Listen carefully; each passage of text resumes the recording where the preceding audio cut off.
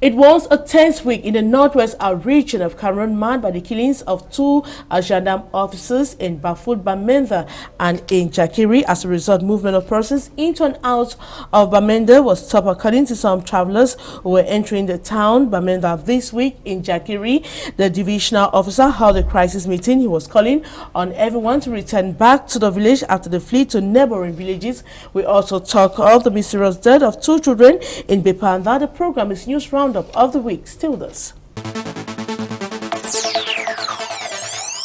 I'm Conti Morin, and as usual, I'm delighted to be with you. My guest on today's program, he is a medical doctor. His specialty, we're talking about a tooth decay. He is a dentist. He has a PhD in dental public health. Am I right? Yes. Now he is a vice president of Cameroon Dental Council, and he is the dean of Université de Montagne Dental School. Am I right? I'm sure you have so many cascades. Now, how do you manage this? It's quite interesting. When I was going to school, I never knew I would be as busy as I am today.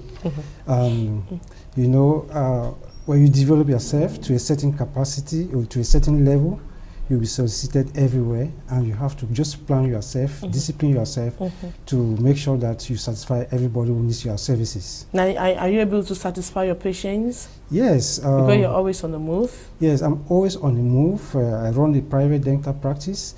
I'm a specialist in implantology. That's implant dentistry. I think the first in Cameroon for more than 5 years. I have special cases that I handle, but I have some dentists who work in my clinic who take the routines. So actually, my patients are programmed, and also I work in the university teaching hospital also. I have my patients there also programmed. I teach, I write papers, I do many things. I do consultancies for companies. So it is just something that needs discipline. All right, we are going to be talking about oral health, dental decay, that is in the second part of the program. Now I want us to talk about the International African Writers Day that was observed this week. A day like that to you, how should it be celebrated? I think African Writers Days is very important because it makes us to remember what Africans have been doing concerning their continent. Actually, before, most of the literature that we saw were from developed countries, from the Western world, until we started reading books from Chinua Achebe, Bate Bisson, who did a lot of plays, and also Wole Soyinka. Those are the people that I can remember. I used to read one small book when I was young, Cry, The Beloved Country, The Beautiful Ones Are Not Yet Born. Right? Yes, those are very interesting books, and actually they reflect what happened in our environment. They tell people about our culture. They make people not to feel that Africans are leaving behind. Africans are educated, but they hold strong to their cultural heritage. Now, the themes you were writing about, did you see the reality? Are you seeing the reality today? Yes. The message you were trying to convey? Yes, when you read many African literature, most of the time, it makes you feel as if you are in the environment. You see the picture of your village, the picture of the village council, how people are disciplined, our cultural heritage, those things that we can be proud of as Africans. You see them in these books, and actually, when you grow up in developed countries, you actually see that there are a lot of differences between us and people from developed countries. Now, are they given enough recognition? It is very, very, I can say, disgusting to say that Africans don't believe in what they have. Our cultural heritage is very, very rich, but most of the time we like to import cultures, and most of the time we are assimilated by foreign cultures, and actually we forget what we have that are very, very good. So actually it's very disappointing that even most of the organizations in Cameroon or in Africa don't promote African culture, and that's why most of our cultures are dying. All right. Now, 3 gendarmerie officers were shot there this week in Bamenda, Bafut, and Jakiri. The reasons are still not clear, as neither the administration nor inhabitants were willing to speak on the matter. Let's watch this report and the happenings in Jakiri this week. We'll be right back. The tranquility characteristic of upstation quarters in Bamenda 1 subdivision, seat of the Northwest administration, was disrupted last night by sustained gunshots. The reasons are still not clear, as neither the administration nor the inhabitants are willing to speak on the matter. Both at the Bamenda and the Gendarmerie Legion, access is being denied to all in civilian attire. Some people are said to have been wounded in the scuffle last night, including the rider of this motorcycle, who came early in the morning to get bread from this bakery at Customs Junction. Another woman, probably caught by a stray bullet, is reported to have died from her wounds some hours after the military hospital at Up Station. As a result, the movement of persons into and out of Bamenda was stopped, according to some travelers who were entering town in the early hours of Wednesday. In effect, 2 gendarme officers had been killed in the dead of the night.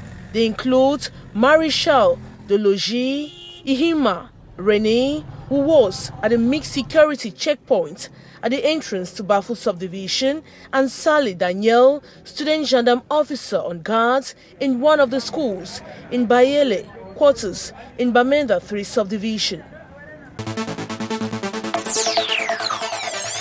This is the aftermath of the fire that destroyed Government Bilingual High School Jakiri in the Bui division in northwest Cameroon. The cause of the fire remains unclear, although it is suspected to be an arson. Attempts to put out the flames by neighbors of the school were all in vain.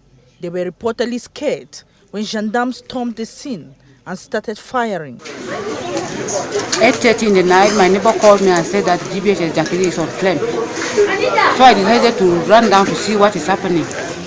When I reached here, the flame was seriously on the administrative block of the GBHS Jakiri. Everything was burning down. People were there trying to carry water to quench the fire, but the fire was resisting. The administrative block, the library, the reading room and classrooms were all ravished by the fire.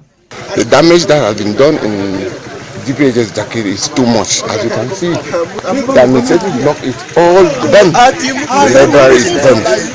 I'm feeling very bad about what has happened. Last month, the primary school the office was burned also up there, and we cried and thought that could be the first and the last thing to happen in Jakiri. The divisional officer for Jakiri subdivision, Patrick Sundele, has condemned the act and urged inhabitants to collaborate with the administration to track down the culprits. Went and saw the scene and was really, really disappointed. But one to think that the population has to do a lot to give us information. The neighbors who are around the institutions have something to say. The guards who were in school have something to say. And I think if all these people can gather their information and deliver to administration, we can go a long way to see what we can do to rescue this situation.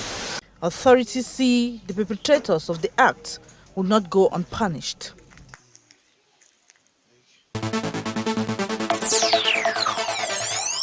"7 p.m. this November 7, 2017 is the deadline set for youths in the South Land in the Bui division in northwest Cameroon to hand over the gun they seized from a gendarme officer they killed a day after Government Bilingual High School Jakiri was set ablaze by unidentified men. The decision is that of the traditional landlord known as the Ngwerong of So in the So culture. That the present situation in South is horrible, and that they should understand what is happening, that they should not provoke a situation which will be unbearable for them.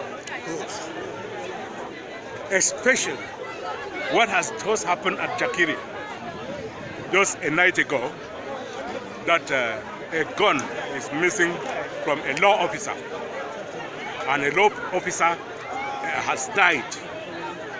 And the world has cautioned, especially the youths, that movement at night, especially at squares, in places where they know that these people patrol and do their work, that they should not be there and that they should not provoke them. Their presence in the main market in Ver, in Kumbo, this Tuesday, November 7, is very significant. They were out to denounce the killing in Jakiri and to warn the youths against acts of provocation, especially towards forces of law and order and defense forces. They were equally bitter against the burning down of schools. There's one particular thing that has touched me is the issue of the fire, because the idea of burning up of places, stopping children from going to school is what has touched me so much, because if you can go around burning places in the pretext of fighting for a cause, I think that you are not building that nation. You are not fighting for that cause. There is no reason of fighting for a cause by burning places. If these places are allowed intact, even whatever cause you are fighting for, when you succeed in that cause, you come back to make those structures. The Regulatory Society of the Salt Land also cautioned the youths against joining secret societies, theft, and unnecessary movements at night, especially at the squares in Bui's chief town, Kumbo.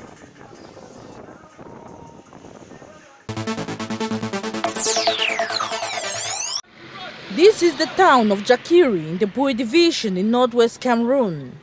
The streets are practically empty. Most shops are closed and several homes are without its occupants. The young and old have all fled the town for fear of being arrested or killed following the death of a gendarme officer by some irate youths.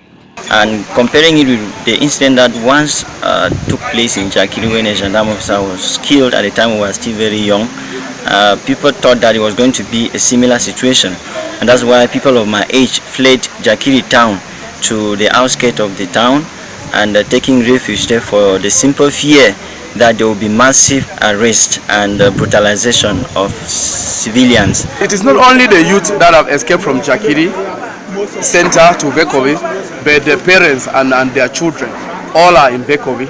Being in Vekovi again, they are still running into bushes after leaving from Jakiri. This is not what was expected from the inhabitants. Authorities felt disappointed and were hoping that the population would stay calm. Reason why the subdivisional officer for Jakiri held a meeting to urge those who have taken refuge in neighboring villages to return. Today we have been assured that nothing is happening. They are not hunting anybody, that everybody are advised to come back to their places. Meantime, the gun that was seized from the gendarme officer who was killed has been recovered. It was found in front of St. Kizito Parish, Melim, after warnings from Nuerong, a sacred cult in the culture. The church has, however, denounced responsibility. Well, I don't know whether they want to embarrass the church or maybe it's a place, a neutral place where nobody will be accused. But I thank God that that gun has been seized, because that's a weapon that is dangerous to be handled by anybody. But I can only say that the church has absolutely no responsibility, and we know absolutely nothing about who and where and why the gun was brought there. There are hopes that activities will soon resume fully as investigations are underway to track down perpetrators of acts of arson and murder in Jakiri subdivision. The burning down of schools and the non-resumption of classes in the northwest and southwest regions of Cameroon are preoccupying parents and authorities. The prevention of another arson on Government Technical High School Jakiri by security men that led to the killing of one of them has given the subdivisional officer sleepless nights. He held a crisis meeting to that effect. This meeting of today was just to sensitize the population, sensitize the public, for them to understand that we need peace and we need the population to give us information concerning those who were involved in such orchestrated acts. And we are assuring them that they should come back and resume their normal activities within the town and let their children to go back to school. From their tone, traditional leaders who attended the meeting do not want the Anglophone community to be made up of illiterates in the near future. if I'm not educated, my children must be educated. So if we allow children now to remain at home, where are we? What will be the future of Cameroon tomorrow if children are stopped from going to school? So you will tell us why you have made that decision. We are asked to send our children back to school because this burning of school is not good. Our children are still loitering around, having fear to go to school, which of course is not good, because education is the key to life. Education is the key to success. Without knowledge, we cannot do anything. Even the doctors, the administrators, whoever is having a position is educated. So we cannot keep our children, which means we are killing our future. His Lordship Bishop George Nkwo, Bishop of the Kumbo Diocese, wonders how the fight for a cause could affect the education of children. One thing is clear, if people are fighting for a new country, whatever they call it, if that's what they're looking for, there's no way that country will come where we need people who are highly and well educated and qualified education to lead the country. Now, if in Bui division or in some parts of Kumbo, they don't want us to go to school, it means that they want our children to become the street cleaners, to become the riffraff, to become those who have no position at all. Their own children will become ministers and directors and delegates, and our children who cannot go to school will become those who have no place at all in the new government that they intend to create. The clergy sees, with prayers, frank and inclusive dialogue, a solution to the crisis will be met. Welcome back. I'm still accompanied by Dr. Michael or Asho Michael Agbo. He has a PhD in dental health. Can I put it that way? Now, I want us to talk about Cameroon Investment Forum. Now, I've heard about that. Yes. Now, when you hear about Cameroon Investment Forum, now what comes to your mind? When I think about Cameroon Investment Forum, it's just like bringing people together, national and international, who can invest in Cameroon so that we can increase our per capita income, or improve the life of people, increase export, reduce importation of goods and all the rest. People can bring new goods and services into the country. That's what I think about. Now, do you when you look at the business climate, is it good enough to attract investors?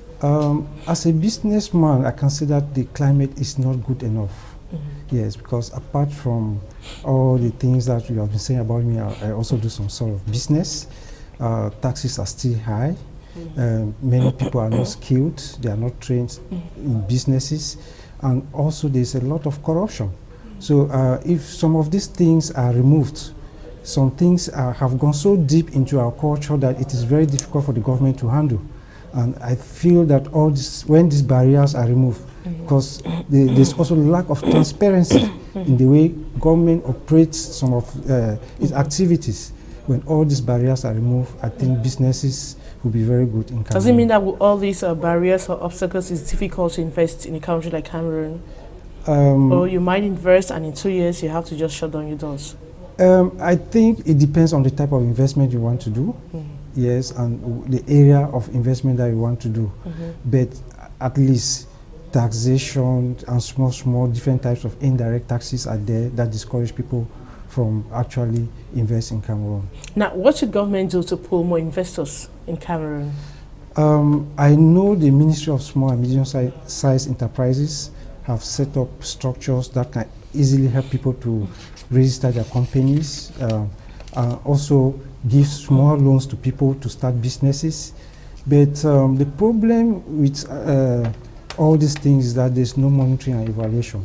Because when you just give money without monitoring how the money is used and how the people are progressing in the businesses that they are investing in, you will realize that they will just mishandle the money, yes, and actually most of them will not succeed. Right. So it means that governments should try like give out loans to people, but if you take the loan and you don't know how to repay it, it's a problem. The payment, because the bank too is not giving, there's no credibility. Yes, there are a lot of conditions attached to taking loans in Cameroon. if you go, for example, to a simple credit union, they will ask you about landed properties. Though somebody who is starting a business cannot have these collaterals. So actually, I think the government should train people, then give them money to start some small businesses, then actually monitor how these businesses are progressing. Because that is one of the problems we have in the country. Government is spending a lot of money. They don't know where the money is going to. Some people even claim that they are businessmen when they are not existing. And actually, we don't know what's happening. The second edition of the Cameroon Investment Forum opened in Douala this week with hundreds of participants exploring investment opportunities. Let's watch this report and others that made news in the course of the week. We'll be right back. Hundreds of investors, policymakers, researchers and treaty negotiators are taking part at the second edition of the Cameroon Investment Forum holding in Douala. We are exploring opportunities in sustainable investment. It depends on the type of project that each and everyone has here or came here with. For instance, this morning we were able to, our company, Tralex, actually met with a Chinese company called Samek, and they are an engineering company doing investments, whole lot of investments in Cameroon here, and we were able to partner with them.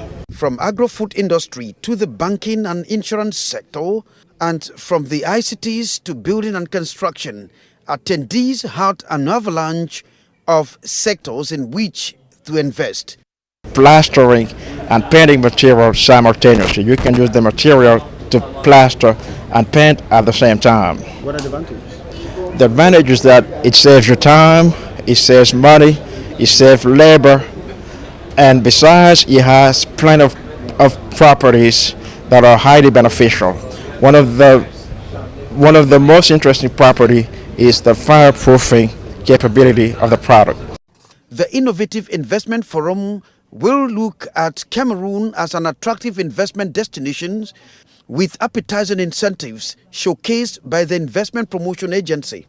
5 thematic roundtables on digital economy, agro-infrastructure, direct foreign investment, the stakes and perspectives of the Economic Partnership Agreement, and above all, sub-regional investment incentives will be part of the discussions at the Investment Forum.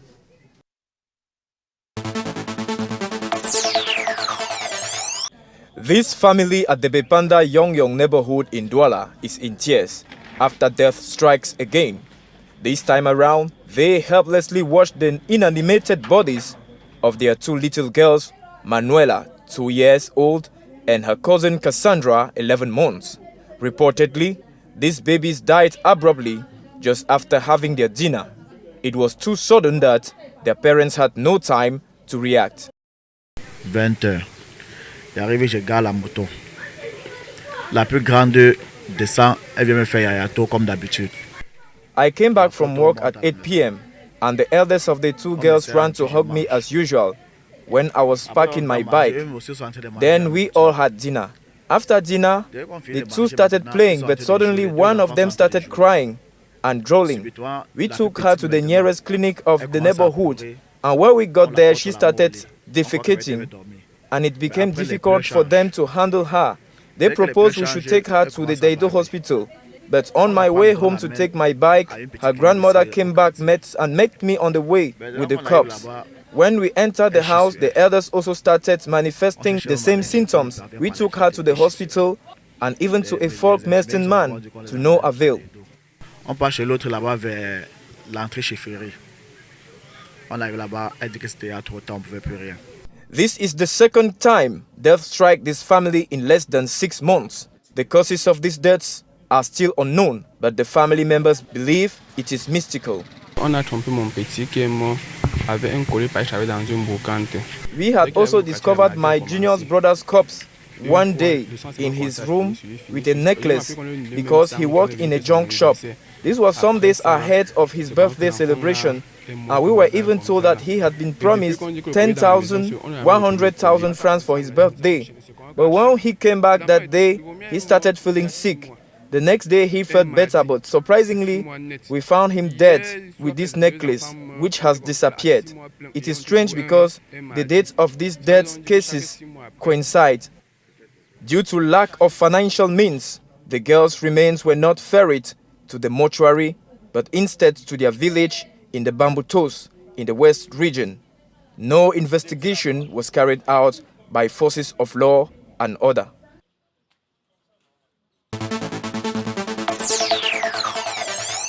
This is the end of a long period of agony for these ladies all the way from the northern part of Cameroon.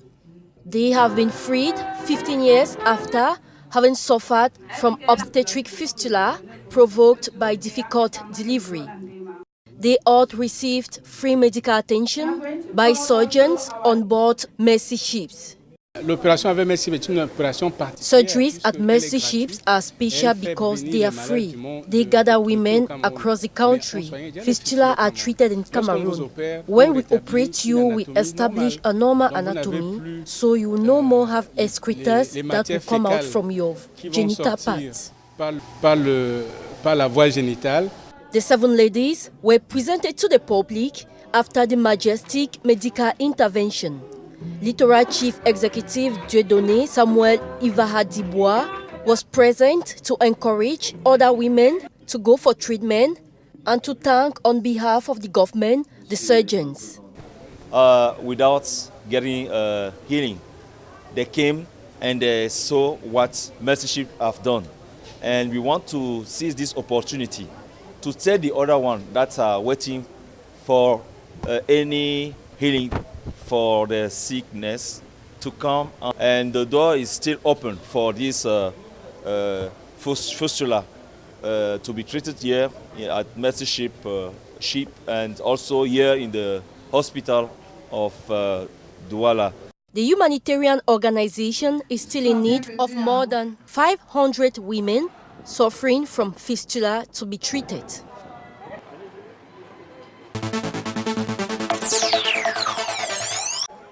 The Douala Central Market had rarely been this neat. The entrances have been freed and the market environment cleaned up by traders as they await the DO of Douala 2. This visit is a key step to his contact tour. The Central Market, which is one of the main markets in the economic capital Douala, has known an influx of traders and other roadside vendors. This has resulted to difficult circulation for vehicles. The Douala Central Market had rarely been this neat. The entrances have been freed and the market environment cleaned up by traders as they await the DO of Douala 2. This visit is a key step to his contact tour. The Central Market, which is one of the main markets in the economic capital Douala, has known an influx of traders and other roadside vendors. This has resulted to difficult circulation for vehicles, pedestrians and customers who find it difficult to circulate within the market. Those who were victims of fire incident in 2009 are temporarily occupying the public space, which is the road, as they wait for the completion of works in the market. They are now back in the market. Work is over. So I don't understand why they are still outside occupying public spaces. This is disorder that we are trying to fight against. Meanwhile, stores located inside the market have been well set up. This market was constructed in 1981, so it was time to construct a new market. It was planned for 10 million inhabitants, but it now contains 25 million inhabitants. There is a need to construct a new market. Many air transport users in Cameroon often feel disappointed and frustrated at the treatment given to their demands. Their complaints range from poor quality services at the airports, the high cost of transportation fare, lack of compensation for delayed or cancelled flights, and some unnecessary restrictions at the airports, amongst others. Officials of the Air Transportation Regulatory Body, the Cameroon Civil Aviation Authority, the CCAA, are convinced that these difficulties will be overcome if investors inject funds into the sector. We need investors because to create an airline company in Cameroon is not creating a kenkeleri that needs maybe 1 million, 2 million. It needs heavy investment. You have to buy an aircraft, you have to buy heavy equipment. So the problem we are facing in this sector is support the private sector, so that we have these airlines companies which can boost the transport and disenclave the natural territory. Meeting for their annual forum in Douala, the Cameroon Civil Aviation Authority and other stakeholders are brainstorming on how to promote airports and improve the quality of services in these facilities in Cameroon. The Aviation Committee of Cameroon sits every year to look at the quality of service that is being offered and to see how we can ameliorate this quality of service to the users of air transport. We know air transport is the safest mode to travel in the world today. So Cameroon, being an emerging country, we have to take a good look into this mode of transport, which is also a catalyst in developing the economy. So if the quality of service is not good, we cannot develop this service, and in the long run, the country cannot also develop. The Association for the Defense of Air Transport Users have expressed satisfaction to significant stride made by the Air Transport Regulatory Body in improving the quality of services and costs, and in implementing environmental standards in airports, as well as promoting competitiveness. Traders of the Colbiten market in Kribi in the Ocean Division have stormed the premises of the Kribi City Council to understand why they have been asked to shut down their stores. Meanwhile, they say a release by the government delegate only concerned the suspensions of ongoing construction works in the market. A lady by name Eugenie came here and asked all of us to go and meet the delegate. So all of us are here. They hope after this meeting they will have solutions to their problems. Traders of the Colbiten market have taken the engagement to curb urban disorder. The SDO has told us to put a team in place. I have collaborators. I am going to bring more, but the government delegate has also promised to transfer more of his men so that they will work in collaboration with the police control point. Worthy is to be noted that the SDO for the Ocean Division last week embarked on a working visit in the market, during which an evaluation commission was set up to propose concrete solutions to manage the crisis. The commission has been given 2 weeks to come out with their propositions.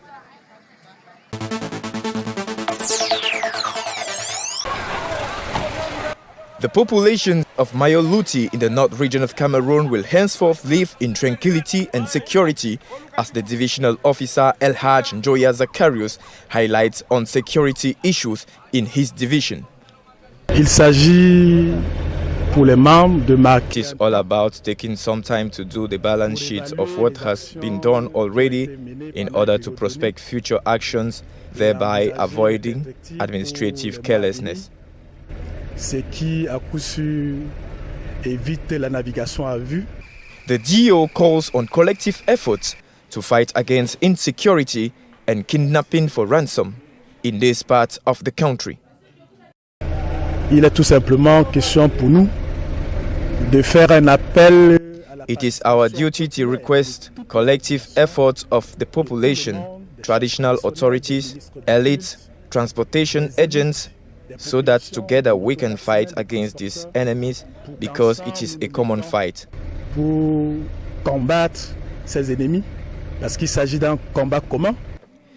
During a statutory session organized by the Divisional Security Coordination Committee at Figil a few days ago, the divisional officer marked an end to improvisation which hampers security of the population and their properties. Welcome back. I'm still accompanied by Dr. Asho Michael Agbo. He is the Vice President of the Council of Dentists, Cameroon Dental Council. Cameroon Dental Council. Let me put it that way. He's also a lecturer of the Dean at Université de Montagne. You're in charge of the dental department. Yes. Now, I want us to talk about a domain you master so well.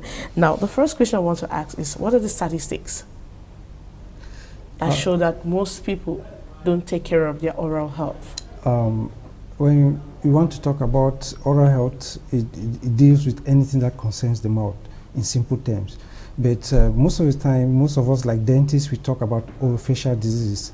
That's diseases that concern the mouth and the face because they are closely related. I want to tell you that, first of all, a good body health, that is the whole body, the health of the whole body can be reflected from the mouth. And in Cameroon, we have realized that there are a lot of dental diseases or oral diseases.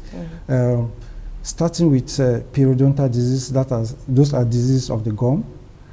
We have up to around 98%, 97% of these diseases among old people, and in children we have up to 80%. Some studies has been done in Cameroon, and in primary school children, we did one of the studies that we recruited more than 2,900 children, and we realized that periodontal diseases are present in children in rural areas where the disease is not too prevalent, up to around 70%. And we come to urban areas like Douala, it is higher. Then we have dental caries, which is what we call rotting teeth in English, tooth decay, whatever. It is also present in up to around 70% of adults in rural areas. We did a study in Tonga, and then in urban areas it's up to around 80%. So the prevalence of dental caries in Cameroon, it means it's still very high. It's still very high. Why? The problem is that these diseases, we call them diseases of civilization, in the sense that in some years behind. Before we did not have that. Yes, before we didn't have that. Actually, even in Europe, the prevalence of dental caries was very low until after the Second World War, that people started consuming large amount of sugar. Okay. Yes, so you know, these days we are so busy to the extent that we just go, we drink soft drinks, we eat cakes, we go to supermarket, everything is very, very fast, and our dietary habits have changed, and that is why we are now having this disease. So we are just, because of civilization. In short, if you go to villages now, there are people who take bread. They carry bread on bikes early in the morning and go to the hinterland to supply bread. And that's why the prevalence of dental caries is also increasing in those enclosed areas. Now, can we blame this on ignorance? Yes, because I schooled in Jamaica, and I discovered that people eat porridge plantains in the morning with vegetable, as we used to eat in the villages. And here, if you're in the village and you don't eat bread and tea, it looks like as if you are not civilized, or you are not rich enough to purchase these things. So it is ignorance. If we go back to our normal diet, we will not have many of these diseases. It means that if you eat properly, yes, balanced diet without taking a lot of sugar or salt. Yes, and we'll say bye-bye to dental caries, or it has to do with brushing the teeth. It will reduce to an extent. It will reduce to an extent. And then another aspect now, how of do you it, explain to an extent when you say to an extent? Yes, because most of our natural food, their foods are fibrous in nature. That is, they have this self-cleansing effect.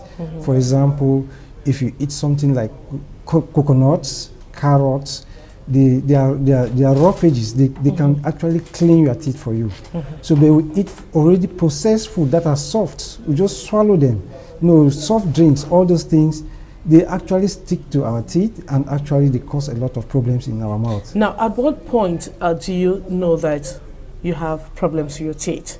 At what level or at what degree can one describe the fact that you're suffering from dental caries or you're suffering from tooth decay? Actually, there are some small signs in your mouth. When you start drinking water and you start having some shocky sensation, we call them sensitivity. That's a sign that something abnormal is going on in your mouth, and it's just starting.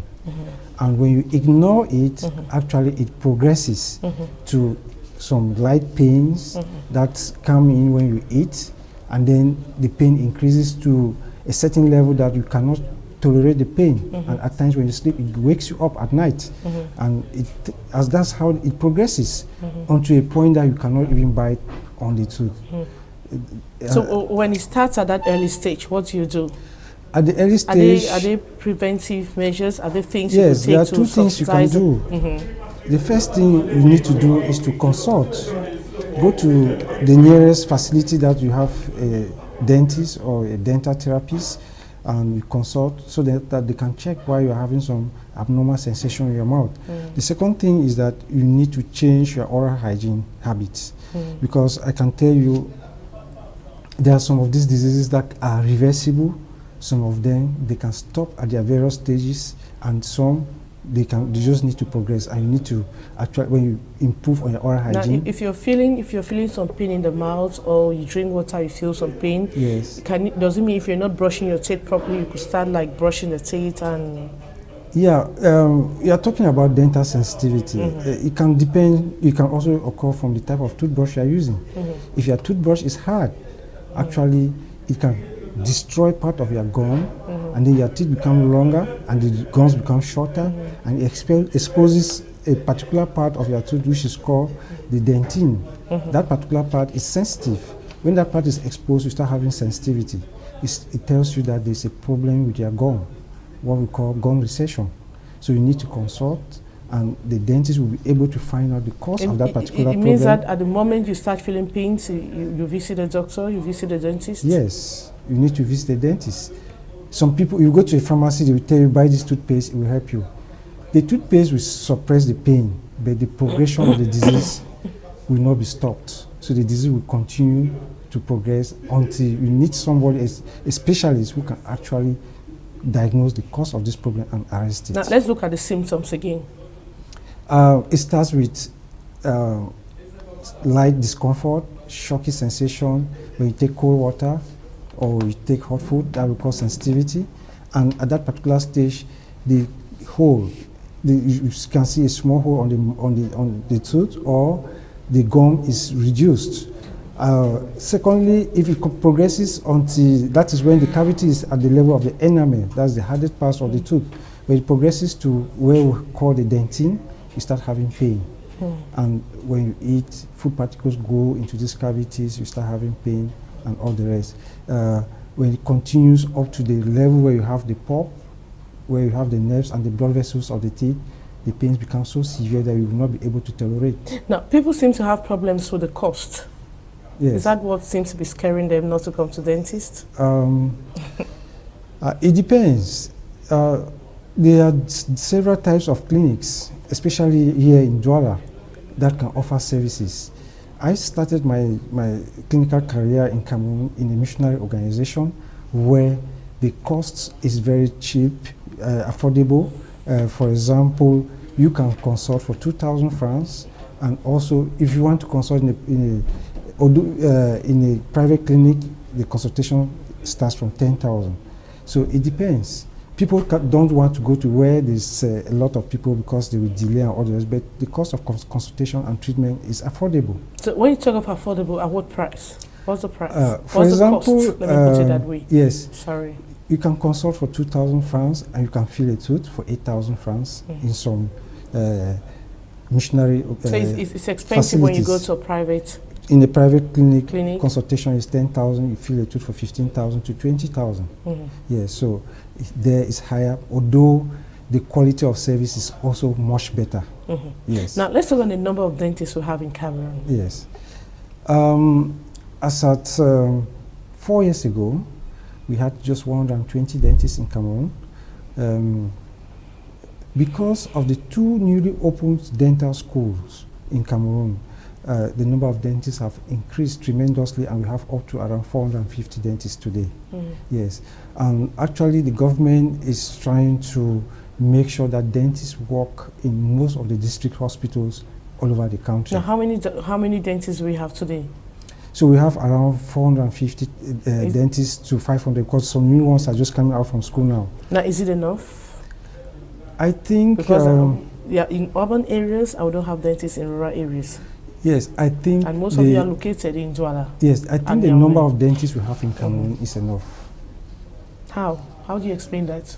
when we calculate the number of patients per dentist of a country of around 22 million, the number of dentists is enough. When we also take the prevalence of dental diseases, it's not actually bad. The problem we have is what we call distribution of workforce. The government will send many people to rural areas. They will stay there for 1 month and they will run back to the cities. So many young dentists don't stay in rural areas. That is the problem. So this it creates some sort of inequality in the sense that somebody is posted in a rural area, is benefiting from the government coffer, but he doesn't render the services that he's sent to render. That is why many rural areas are suffering. The second problem is that most of the areas where these dentists are sent, they don't have materials to work with. So the equipments are not there. You are sent to a hospital, there's no dental chair, there's no instrument to diagnose patients' disease, there are no materials to treat patients, and most of the time these dentists are also frustrated, so they come back to the city. Now, and what has the association done to solve these problems? The Dental Association has worked so much in the past 3 years to reduce these inequalities. Actually, we have made a lot of recommendations, and we have worked with the Ministry of Health to distribute dentists to most rural areas. I think it is left for the government to make sure that those people who are sent to this area are working there actually, and they are working in the best condition. Because if you send people to rural areas, for example, if you send somebody to Nkambe and then there's no dental chair, there are no instruments for the person to work, the person will come back, especially young dentists. They will always like to work where they can improve on their skills. If they don't have materials, they will leave. So government, before government can send people out, they should make sure that these areas are equipped. What we do as an organization, we advise the government on the best way to reduce inequalities. And it is left now for the government. And what did you propose to government concerning that? I propose to government that, first of all, there are some techniques that you can train people, even if these equipments are expensive, that people can actually handle dental problems in rural areas. The government should give continuous dental education to most dentists, because even the older ones that are still in the field, they are lacking in knowledge and skills. So continuous dental education is very important. If organizations that are existing cannot do it, government should encourage individuals who can help to disseminate or transfer their knowledge and competence to others. Now, to what extent can tooth decay affect the person's input in a company? Okay. Let's take the case of children in school, and somebody's working in a company. How can it affect the person? To what extent? Yeah, tooth decay can actually affect your efficiency at work, because it comes with severe pain. It can affect your quality of life. When we talk about quality of life, if you lose the front teeth, you will not be able to smile. And I think if you didn't have your front teeth, you will not be able to present here at this program. Yes. So actually, it affects your quality of life, your confidence, actually, and also, if you don't have the back teeth, what you call the molars, you will not be able to eat well. And there are certain things that you won't be able to eat, especially us Africans who like hard food. So you will not be able to eat. You will not be able to smile. You will not be able to talk. Somebody who has bad mouth odor will not be able to interact with other people. So you can see how it affects the quality of life. For children, if a child is having toothache, the child will not be able to study well. The child will not be able to concentrate in class. The child can miss classes. And you know, when those things happen, the grade of that child will drop. What of the parent who takes the child to the hospital? He will lose his working days, he will lose some money, and it goes around. It affects all facets of the society. Now, most people don't know how to brush their teeth. I want us to end with that, a demonstration. Okay. Before you brush your teeth, there are two important things that you need to consider. The type of toothbrush that you use. There are 3 types of toothbrushes. We have, when you buy a toothbrush in the supermarket, look at the packet. I will not encourage you to buy toothbrushes in the streets. buy it in the supermarket or you can buy it at the pharmacy. Then you look at the packet, it is written there, hard, soft, and medium. Okay. Yes. And those things that are written there, it tells you about the bristles of the brush. This white part of the brush is called the bristles. Okay. The soft toothbrush is good for children. The medium type is good for every adult, anybody who can use it. And then the hard one is good for those who take cola nuts, chew tobacco, things that can actually cause stains on the teeth. Yes. So actually to reduce some of those things, as we talk about quality of life, if somebody has a lot of stains in his mouth, will not be able to smile. Some people are encouraged to use hard toothbrushes. In our culture, many people like hard toothbrushes. Yes, and they actually use it to brush their teeth. It is dangerous. So I will not advise anybody to use a hard toothbrush. So the medium size, the medium texture bristle brushes are the best. Then you need your toothpaste. And most of the time, when we look at adverts on TV, we actually see the toothpaste being poured from end to end on the brush. That is adverts. I'm sorry. They just want you to finish the paste so that you can buy it again. You just need a small amount of toothpaste, just like the size of granules. We call it pea size. You apply it on your toothbrush. That is enough for one brushing session. Then, how do we brush? Some people brush and they bleed. Actually, they bleed because they brush part of their gums. So when you brush like this, you brush your gums away and you will bleed, and eventually you realize that the gums will start going down. That is what we call gum recession, which is another problem in our community. So we are advised to brush from the gums to the teeth. And using this rotatory movement like this, what do we see? Our brush massages the gums, increases the blood flow, and it enters in between the teeth and pushes all the particles in between the teeth upward. All right. So that's how we brush. All right. When you brush and your mouth is closed, what happens? The brush will open the gums up and you will bleed. All right. So what we do, with your mouth half open, you apply that toothpaste outside the teeth, apply it inside, apply it on the biting surfaces. You do it up also, inside, outside, on the biting surfaces. All right. Then you use your brush and you just brush like this, 5 strokes per tooth. 1, 2, 3, 4, 5. All right. And you brush outside, All right. you brush inside, and then you brush the biting surfaces. Right. Do not forget, most of the holes that we have in our teeth, they occur on the biting surfaces because they are depressions. So food particles stays there for a longer period of time. Right. So you do the same thing, you brush the outside of the up, the inside of the up, and the biting surfaces. And the last thing you do is to brush your tongue. I have a special brush here for tongue brushing. Okay. If you don't brush your tongue, actually you present with mouth odor. All right.